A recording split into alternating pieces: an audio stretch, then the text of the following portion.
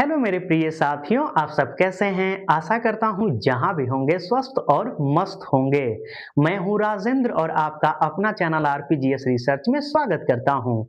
मेरे साथियों, आज 72वीं बीपीएससी पेपर को देखते हुए प्राचीन इतिहास की क्लास में शिशु नाग वंश पे चर्चा करेंगे। मेरे साथियों, पिछले वीडियो में हर्यक वंश पे चर्चा किए थे और इस वीडियो में मेरे साथियों शिशु नाग वंश पे चर्चा करेंगे।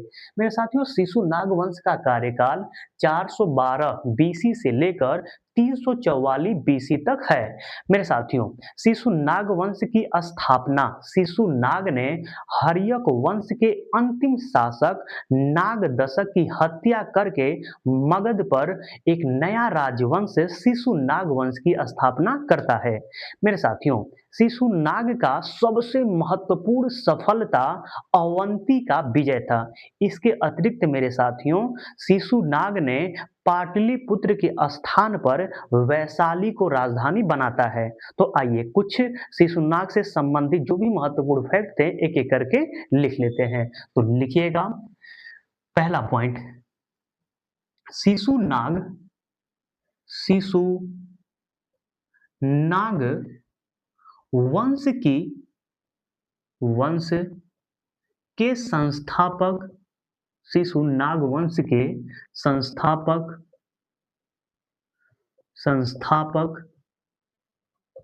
शिशुनाग है। शिशुनाग था, है नहीं था। ठीक है मेरे साथियों, यदि कार्यकाल देखेंगे कि शिशुनाग कब से लेकर कब तक गद्दी पे बैठा रहा, तो 412 बीसी से लेकर 392 बीसी तक यह शिशुनाग वंश के गद्दी पर बैठा रहा। ठीक है, अब आते हैं दूसरे पॉइंट पे। लिखिएगा, शिशुनाग का शिशुनाग का शिशुनाग का सबसे महान सफलता सबसे महान सफलता महान सफलता अवंती विजय था। अवंती अवंती कहाँ है वर्तमान में? तो एमपी में। और अवंती की राजधानी कहाँ था? तो उज्जैन था। ठीक है, अवंती की राजधानी कहाँ था? तो उज्जैन। तो शिशुनाग का सबसे महान सफलता क्या था? अवंती विजय था। विजय था यानी अवंती को यह जीता था, विजय था। एक तो यह पॉइंट।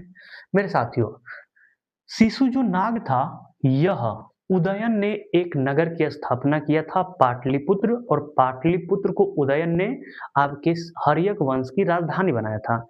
लेकिन जब शिशु नाग राजा बनता है तो यह क्या करता है कि पाटलिपुत्र के स्थान पर वैशाली को राजधानी बनाता है। तो लिख लीजिएगा तीसरा पॉइंट, शिशुनाग ने नाग ने पाटलिपुत्र के स्थान पर स्थान पर वैशाली को, किसको? वैशाली को राजधानी बनाता है। वैशाली को राजधानी बनाता है। मेरे साथियों, शिशुनाग वंश से सबसे महत्वपूर्ण प्रश्न दो पूछता है। पहले तो यह पूछेगा कि शिशुनाग वंश के संस्थापक कौन थे? तो क्या बताएंगे? शिशुनाग वंश के संस्थापक आपके शिशुनाग थे। ठीक है, और दूसरा सबसे महत्वपूर्ण प्रश्न पूछता है मेरे साथियों कि पाटलिपुत्र के स्थान पर वैशाली को राजधानी किसने बनाया था? शिशुनाग ने बनाया था। इसके बाद इसकी मृत्यु हो जाता है। इसके बाद मेरे साथियों एक राजा बनते हैं जिनका नाम है कालाशोक। क्या नाम है? कालाशोक। ठीक है, इनको मेरे साथियों पुराणों में काकवर्ण कहा गया है। क्या कहा गया है? काकवर्ण। और काकवर्ण का अर्थ होता है कौवे का रंग का, कौवा के रंग का, कौवा के रंग का, यानी ये बहुत काले थे, हो सकता है। ठीक है, इसीलिए तो काला शोक को क्या कहा गया है? आपके कौवे का रंग का कहा गया है। और इनका कार्यकाल मेरे साथियों आपके 392 बीसी से लेकर 366 बीसी तक है। किनका कार्यकाल? काला शोक यानी काकवर्ण का। मेरे साथियों शिशुनाग की मृत्यु के बाद राजा कौन बनता है? काला शोक बनता है। और पुराणों में इसे क्या कहा गया है? काकवर्ण कहा गया है। आइए पहले इस पॉइंट को लिख लेते हैं। लिखिएगा शिशुनाग, शिशुनाग की मृत्यु के बाद, शिशुनाग की मृत्यु के बाद, शिशुनाग के मृत्यु के बाद काला शोक, काला शोक शासक बनता है। शासक या या राजा बनता बनता है। पुराणों में इसे लिख लीजिएगा, पुराणों में इसे काकवर्ण क्या कहा गया है? काकवर्ण। और काकवर्ण का अर्थ क्या होता है? कौवे का रंग का। काकवर्ण कहा गया है, कहा गया है, यह ध्यान में रखिएगा। तो काला शोक को क्या कहा गया है मेरे साथियों? काकवर्ण कहा गया है। कहाँ पे कहा गया है?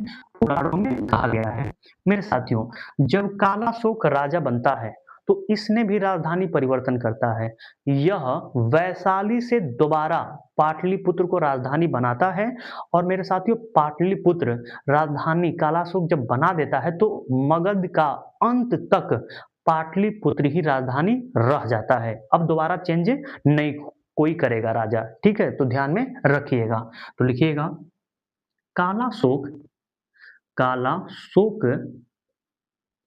वैशाली से, वैशाली से, वैशाली से हटाकर, वैशाली से हटाकर, एक मिनट रुक जाइएगा, थोड़ा सा इंक कम हो गया है।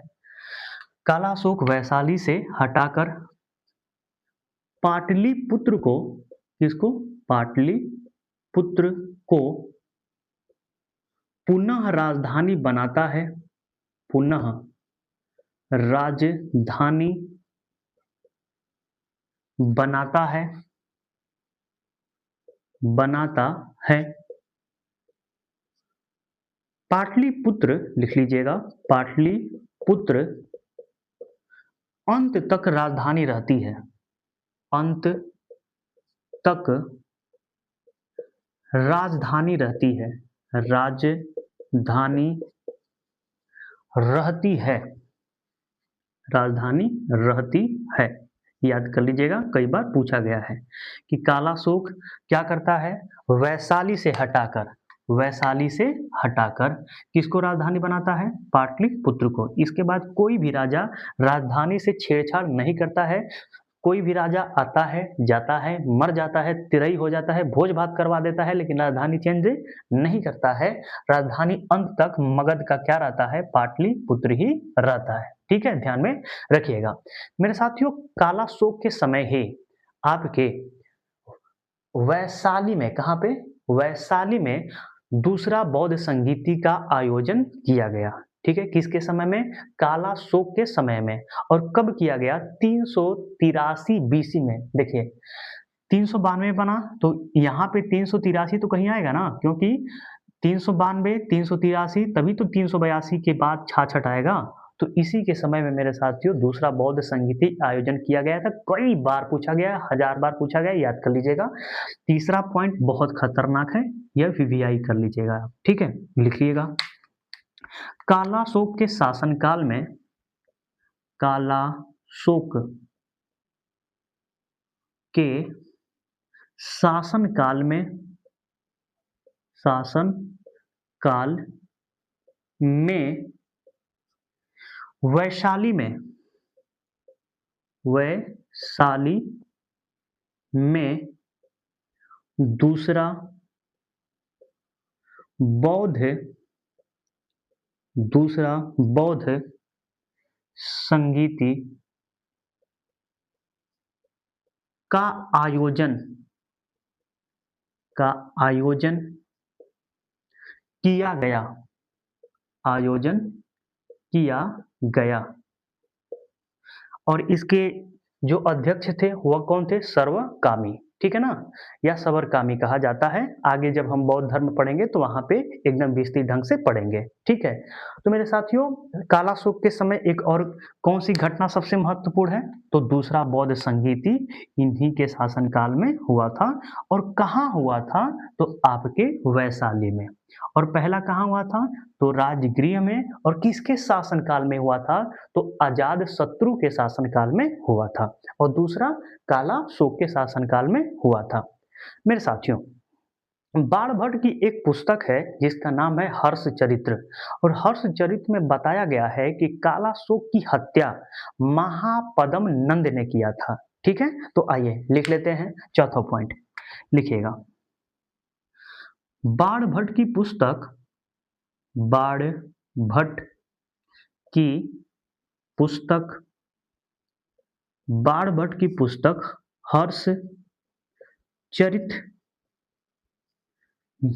हर्षचरित से पता चलता है कि, पता चलता है कि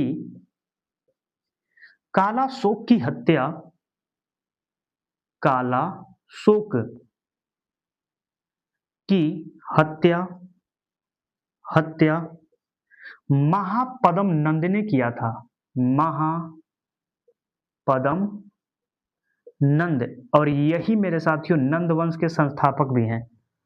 तो काला शोक की हत्या महापद्म नंद ने किया था। और इसकी जानकारी कहाँ पे मिलता है? बाणभट्ट की पुस्तक हर्षचरित से।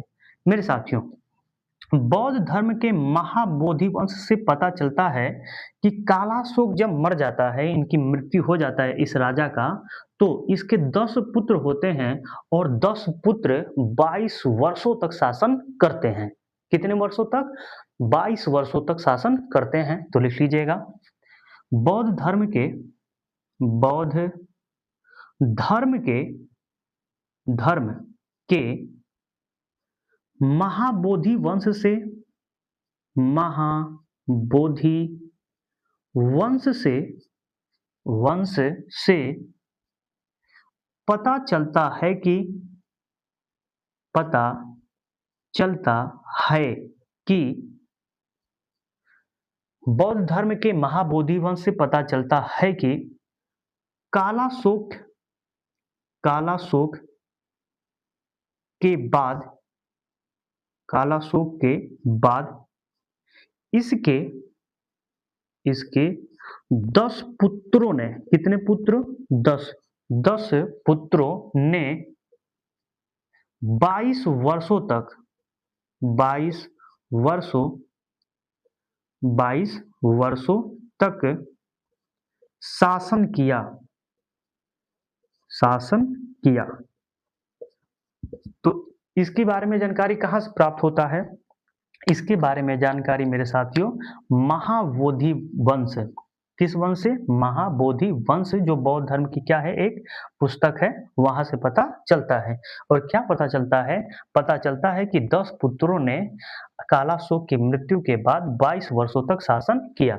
मेरे साथियों, पुराणों के अनुसार, यानी पुराणों में पता चलता है कि शिशुनाग वंश का अंतिम शासक नंदीवर्धन था। तो लिख लीजिएगा, छठवां पॉइंट लिखिएगा, पुराणों के अनुसार, पुराणों के अनुसार, अनुसार इस वंश का, इस वंश का, वंश का अंतिम शासक, अंतिम शासक नंदीवर्धन था।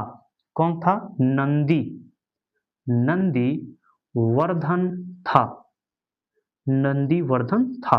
तो मेरे साथियों, शिशुनाग वंश से संबंधित जो भी महत्वपूर्ण फैक्ट थे एक एक करके देख लिए। इतने से ही आपके पेपर में या कोई भी पेपर देंगे तो कभी भी शिशुनाग वंश से प्रश्न गलत आपका नहीं होगा। तो आज के लिए इतना ही रहने देते हैं। आज का वीडियो आपको कैसा लगा? यदि अच्छा लगा होगा तो इस वीडियो को ज़्यादा से ज़्यादा शेयर करिएगा और जो मेरे मित्र अभी इस चैनल पे नए हैं, वो इस चैनल को सब्सक्राइब भी कर लेंगे।